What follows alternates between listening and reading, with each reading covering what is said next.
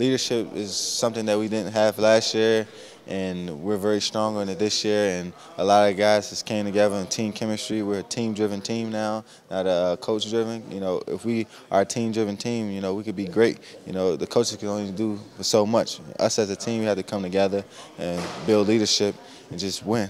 Coach Ziegler always say, you know, the great teams always have great leaders, and the player-driven teams, and that's something me and really took to heart. You know, we want to be the two guys that's known to go out there and make plays, you know, be examples, and also be leaders off the field. Whether it's that punishing some of the younger guys when they do things wrong, or you know, trying to get guys in line. That's the road that we've taken on, and by any means, you know, we just want to go out there and be successful. And I think us being leaders of that caliber will help that. What's your guys' friendship like? I know you guys are close on and off the field.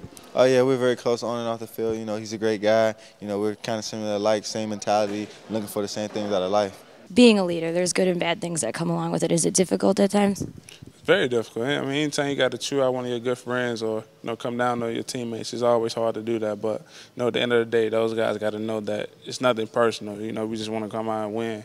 And I think the attitude of our team shows that, you know, guys are really willing to take coaching from the players.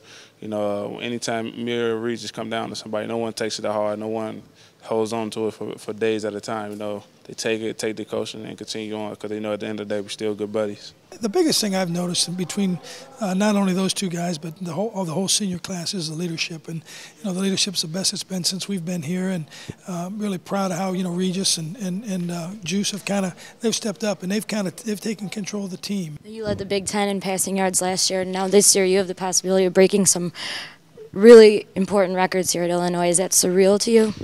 Yeah, very. You know, sometimes I had to sit back and really just think about, you know, is it really happening? You know, coming out of high school, I never expected anything like that. But, you know, I'm blessed to be able to say that, you know, I'm close to a lot of those records. And, you know, the most important to me, though, is coming out winning. You know, obviously, if I achieve those records, you know, that'll be, I mean, great for my legacy. But, you know, the most important thing is all about winning.